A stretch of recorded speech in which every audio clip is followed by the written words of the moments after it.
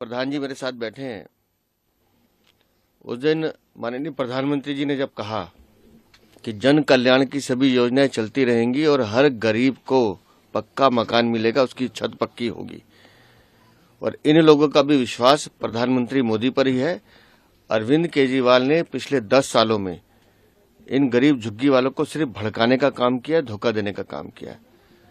और हम कल भी माननीय गृह मंत्री अमित शाह जी ने स्पष्ट रूप से कहा कि हर झुग्गी वाले को मकान मिलेगा, पक्का मकान मिलेगा, और इनके जीवन का स्तर सुधारना, वो चाहे शौचालय की समस्या हो, चाहे सीवर की समस्या हो, या पानी की समस्या हो, या बिजली की समस्या हो, इन समस्याओं को कोई हल करेगा तो दिल्ली में डबल इंजन की सरकार करेगी। दिल्ली में भारतीय जनता पार्टी का मुख्यमंत्री और केंद्र में माननीय प्रधानमंत्री के सानिध्य में इनकी हर समस्या को सुलझाना, ये भारतीय जनता पार्टी की गारंटी है और हम इस काम को करके दिखाएंगे।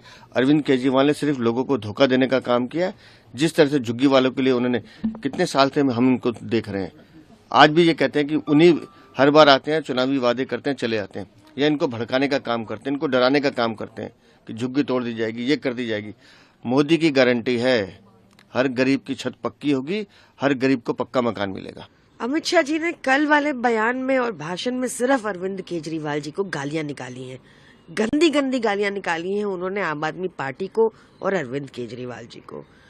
भाजपा वाले दो मुंहे सांप हैं, ये जिस झुग्गी में जाते हैं उसी झुग्गी को तुड़वा देते हैं। जिनके बच्चों के साथ खेलते हैं, जिनके बच्चों के साथ फोटो खिंचवाते हैं, जिनके जाके पैर धोते हैं, उन्हीं की झुग्गी ये तुड़वाते हैं। अरविंद केजरीवाल जी आज दिल्ली की एक ऐसी झुग्गी बस्ती में जाएंगे जिसको भाजपा ने तोड़ने का पूरा प्लान बना लिया है। वहीं जाकर उनकी सारी ड्रामेबाजी को एक्सपोज करेंगे अरविंद केजरीवाल जी। कहा कि लगभग 3.58 करोड़ लोगों को पीएम मोदी ने पक्के घर दिए हैं, और केजरीवाल जी ने जो शीश महल बनवाए हैं, जो आपके स्लम का घर है, केजरीवाल जी के शीश महल का जो टॉयलेट है वो उससे ज्यादा महंगा है। देखिए, मुझे लगता है कि क्योंकि भाजपा को बार बार ऐसी ही पॉलिटिक्स करनी है, ऐसा ही डिस्कोर्स रखना है, तो उनको राजमहल खोल देना चाहिए। जब पूरे मीडिया के बंधुओं को, जब हमारे आम आदमी पार्टी नेता वो 6 फ्लैगस्टाफ रोड पर जा रहे थे तो बैरिकेडिंग कर दी, अंदर घुसने नहीं दिया। क्यों नहीं दिखाने दिया वो टॉयलेट? क्यों नहीं खोल देते राजमहल? भी दिखा देते उसका हीरो जड़ा कमोड। क्यों नहीं दिखा देते वहां 300 करोड़ का कालीन और 200 करोड़ के झूमर? जनता को भी तो पता चले कि कोविड टाइम में प्रधानमंत्री मोदी ने जनता का 2750 करोड़ किस चीज में लगाया अपने घर में। साथ ही आप देखिए भाजपा का चाल चरित्र और चेहरा। ये खयाला गए थे, वहां पे बच्चों के साथ खेले उन झुग्गी बस्तियों में, वो झुग्गी बस्तियां तोड़वा दी। ये सुंदर नगरी गए, वहां पर उन बच्चों के साथ खेले, फोटो खिंचवाई, वो बस्तियां तोड़वा दी। ये तुगलकाबाद गए, इन्होंने वहां की बस्तियां तोड़वाई, सराय काले खान की बस्तियां तोड़ाई। मैं आपको ऐसे उदाहरण दे सकती हूँ जो पिछले 2 साल में इन्होंने लगभग 3 लाख बस्तियां तोड़वाई, और सिर्फ दिल्ली में इस बार 1500 बताया जा रहा है चाबियां दी, जिन घरों की हालत भगवान जाने कैसे निकलेगी। जो पिछली बार बांटे थे वो तो बिल्कुल खंडर बन चुके हैं।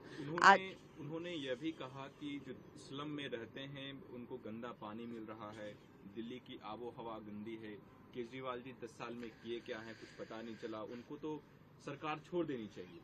अरविंद केजरीवाल जी ने 10 साल में जो दिल्ली के लिए किया है, भाजपा अपने 20 राज्यों में सालों में ये नहीं कर पाई।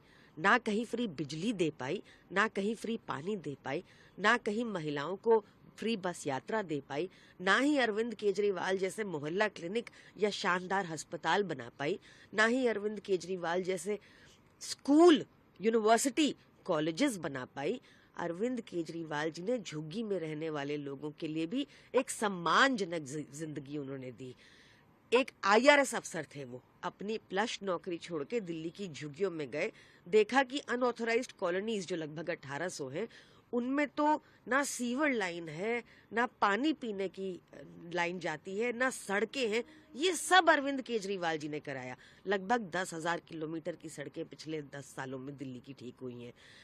आम आदमी पार्टी बनी ही जनता के मुद्दों पे काम करने के लिए है, जिससे भाजपा बौखला जाती है। भाजपा को बताना चाहिए उन्होंने क्या किया 10 साल, उनको बताना चाहिए वो दिल्ली के लिए आगे क्या करेंगे। अरविंद केजरीवाल को गाली निकालने के अलावा उनको बताना चाहिए उनका सीएम चेहरा कौन है। रमेश बिधूड़ी को ऑफिशियली क्यों नहीं डिक्लेयर करते, कराएं डिबेट।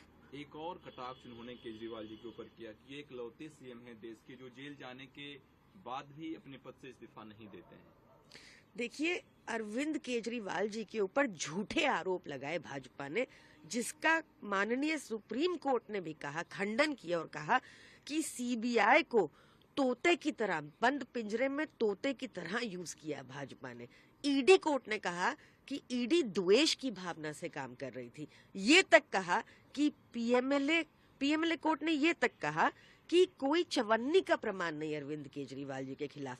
ये वही घिसे पिटे आरोप फिर से लगाने लग गए, क्योंकि मुद्दाहीन पार्टी को समझ ही नहीं आ रहा क्या करें। कल शाम को बीजेपी ने अपना सेकंड लिस्ट जारी किया है दिल्ली असेंबली पोल्स को लेकर के। 29 कैंडिडेट का नाम डिक्लेयर किया है, जिसमें कपिल मिश्रा हैं, करावल नगर से चुनाव लड़ेंगे, हरीश खुराना है मोती नगर से, प्रियांक गौतम जो आम आदमी पार्टी छोड़कर बीजेपी ज्वाइन किया वो कुंडली से लड़ रहे हैं चुनाव।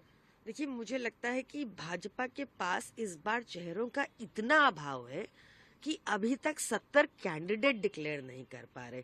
इनके बीजेपी प्रदेश अध्यक्ष ने चुनाव लड़ने को मना कर दिया है। टिकट इन्होंने किसको दी है? परिवारवाद के जो प्रतीक थे, टिकट किसको दिया? जिन लोगों को इनकॉम्पिटेंस के चलते इन्होंने सांसद का टिकट काटा। चेहरों का इतना अभाव है कि निकम्मे लोगों को इन्होंने फिर से टिकट दिया।